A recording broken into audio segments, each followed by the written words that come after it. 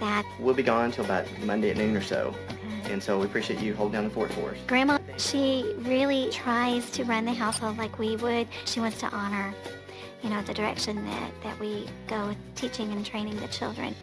Grandma's going to have her hands full, but of course she's got Jan and Jill and the older girls and boys to help take care of everybody. Things run a little different when Michelle and I are not around.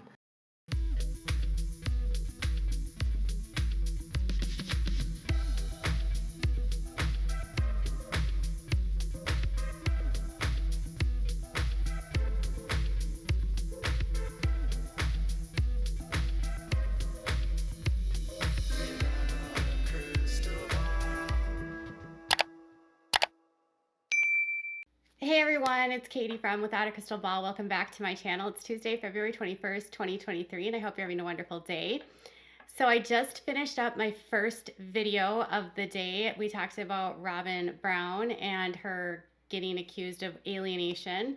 And another family we're going to talk about is the Duggars, and it's not about alienating, it's about poor parenting decisions, maybe neglectful parenting decisions. If you missed my video yesterday on Ginger Duggar and this new church she's involved in, I think you should check it out. The video has not had as many views as my normal videos, but I definitely think if you are interested in the content that I do about the IBLP, you'll be interested to learn more about her new church and why she might not be free indeed. But this video is going to be about we're going to go back in time to 2006, between 2006 and 2010, because a former friend of the Duggars reached out to me because of Ginger's book to give their side of the story about some of the details from the book. Now, they weren't there to side with the Duggars. In fact, a lot of the details they provided gave a lot better clarity to me about how Michelle was handling things and what she was telling people. On top of that, like how they were treating Josh and how things weren't really treated at all like you would expect. You would expect them to take things a lot more seriously, and they just really apparently didn't. And what Michelle's explanation was to this friend about why Josh did what he did was like, so one of the things that a lot of people noticed when they watched the show is that Jim Bob and Michelle would frequently go on like trips. And they would say that they were going to go speaking at a conference, or they had engagements that they had to do. In the height of their show, by the way, they were, being paid to go speak around the country. And because of their fame, they made a lot of money with writing books, going on their press tours, and being a featured speaker at various churches to talk about their family and their unique living ideas, and to really, promote the IBLP and their, perfect family living. Anyways, but this amount of traveling back in the early days is what has this person speaking out, because on the show, if you remember, and as I just showed you, they would always say that Grandma Duggar was there to help with the kids. And when they would go away, Grandma Duggar would be the one watching the kids and holding the fort down. But this person says that back in 2007, mere months after Josh Duggar was under investigation by Springdale Police Department, Michelle and Jim Bob, they allege, went to a marriage conference where they were featured speakers, and they left Josh apparently unsupervised, home alone with his siblings. So this was before he was married to Anna. He had just turned, they said he was about to be 19 years old, and he was like holding down the fort with his older sisters while his parents were out at a speaking engagement for the IBLP. So after he is investigated by police, after all of these details are like thoroughly interviewed and like researched and dug into by the police, the Duggars take off for a marriage conference and they leave Josh alone with the kids. What? Okay, yeah. So let's dive into today's topic. Can you do me a big favor and give this video a thumbs up? Also, please subscribe to my channel if you've not subscribed by clicking on the subscribe button down there. Make sure to leave a comment if you have something to say. Click on the bell if you want to be notified. Make sure you mark your notifications to all and share this video with your friends. All right, so let me take you back in time to this person's story. And I want to just verify and clarify that I also was able to like cross-reference some of their story against another person who was in the same place at the same time as the Duggars and was a part of the church that they're talking about. So when Josh Duggar's investigation went public, Jill and Jessa and Joy and Ginger sued the city and the police department and the county because they said that the documents were illegally released. And apparently, this was really well known within their circle. So the person I spoke to said that at the time of this all happening, it was 2006, and they had been reported by a friend from their church. The friend had found a letter that had been written by Kaylee Tull, Jim and Bobby Holt's oldest daughter, who had been courting Josh, right? Had written a letter, stuck it in a book, and then this person, it was lent to this person. They went and read the book. They found the letter. They told their parents, and the parents told someone at church, and then that person contacted the police and turned them into the police. What the church member said is that Jim Bob was trying to get the men to discipline and excommunicate the woman that turned them into the police. So he did not want her in the church anymore because she found a letter about what Josh had done, and she called the police and contacted Oprah. And because the show was canceled with Oprah and it was maybe going to impact their, ability to do the show, they wanted this woman disciplined and like rebuked publicly. Now the elders refused to do this, and this was a super contentious situation because it completely divided the church. So a lot of the people stood by the woman's side and said it was right for her to call the police. She should have called the police. Of course she should have called the police, right? And then the others were like, no, she shouldn't have. It should have been handled in-house, blah, blah, blah. At the same time, as this is all happening, mind you, it's December of 2006, and now CPS is involved, and Michelle is calling all of her friends from church to let them know that something terrible has gone on and they have to come over and talk about it.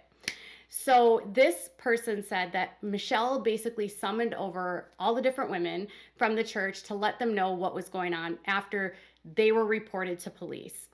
And what this woman told me was that at the time, Michelle wasn't like super social. The church there was 150 or so people in it. The families were large, but not all the families had like 1 million kids.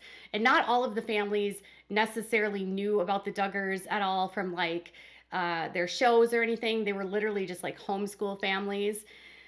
But Michelle summons this woman over and is like telling her about everything that's happened.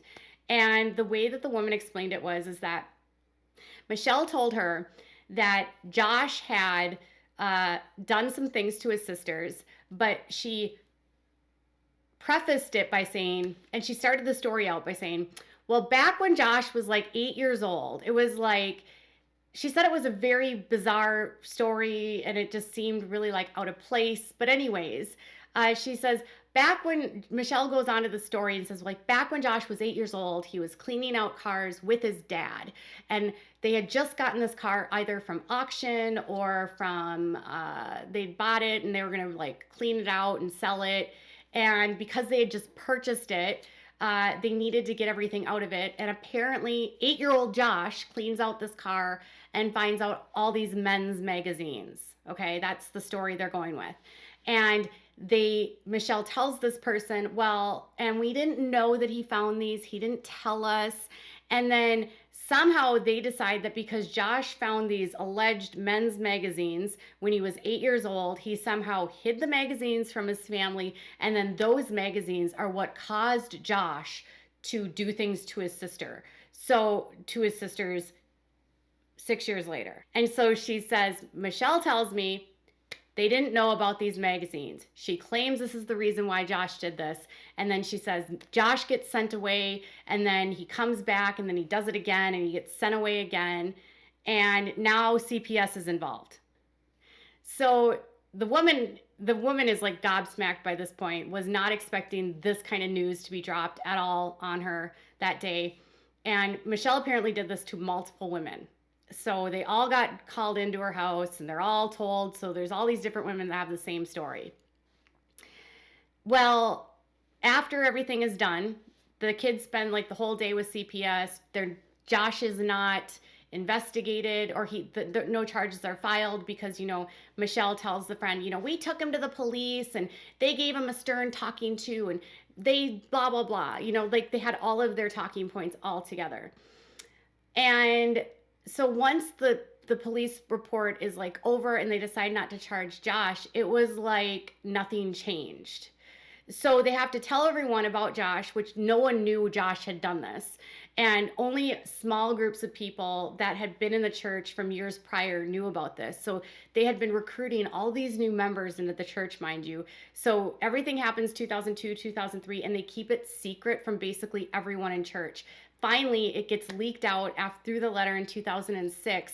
And then everyone finds out. And the woman said it was like this massive betrayal, because for years they had their kids around Josh, having absolutely no clue who this kid was, what he was up to. And then this like massive like gut punch of like, oh my God, are my kids safe? On top of that, Michelle was apparently making other parents feel guilty, like, well, it could have been your son. This happens so much. All the families go through this. So, you know, this person's like, well, I was afraid that maybe my child would get involved in this and maybe my kid would be the next Josh. And I'm like, okay, that's not even practical, but that's like how the Duggars were making people feel, like it happens in every family, which is just obviously not true. So after this whole thing is like done, it's like nothing changes.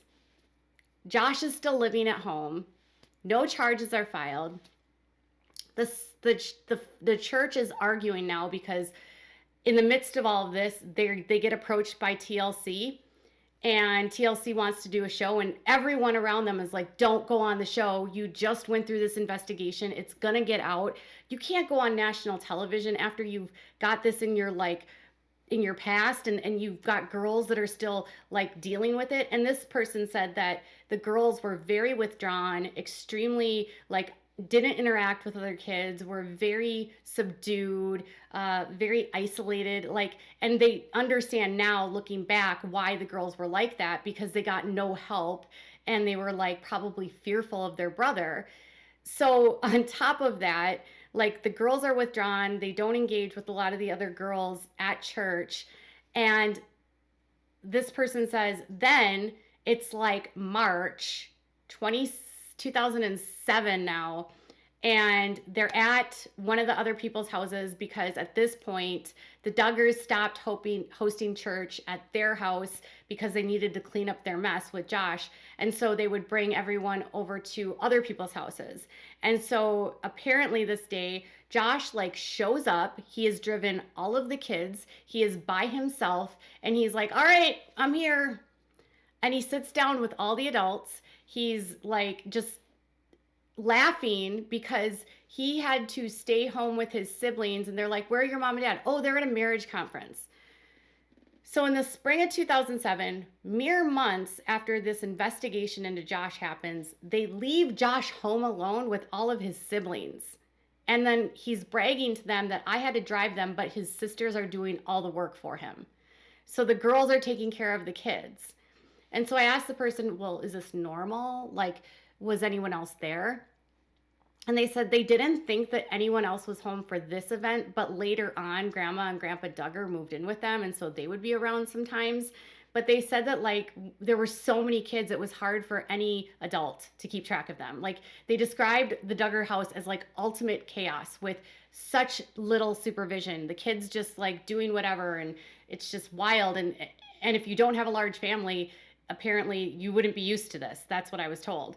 So I said, well, after this, do you know if there were other times? And they were like, oh, there was plenty of times that Josh was left alone with the kids. And so then that made them feel like, what was like, they said, there's no possible way to me that if he had that much like limited access, that other things didn't happen. So obviously years later, they end up splitting from the Duggars because the Duggars are, you know, like they don't want to be a part of the church. They don't want to be associated with it. They don't agree with the Duggars. You know, there's all these different like divisions. Like some people are like go on the show, and then a group that doesn't want to go on the show. So the church basically splits at that point, and they move on. And when news finally breaks about Josh, they say that nobody's surprised, but that Jim Bob, through the grapevine, is trying to tell everyone that he was framed and trying to get people to believe that, and yet nobody believes him, except for the diehard new people that don't know him, that didn't know Josh back then. So for a family that claims that they put all of these safeguards in place for their kids, they were leaving them home alone with Josh when he was still under their roof. What the hell? But we'll never get those stories from the kids, right? They're never going to admit that. It just makes me sad that, like, what else is hiding in this family? And why would you leave your son home alone with all of your kids knowing what he's done in the past? Because you think he's changed? People like Josh don't change. And do you believe the story Michelle was telling people that it was a box of men's magazines that caused Josh to do this? But that's the story they're sticking to. So tell me what your thoughts are in the comments below. Bye, guys.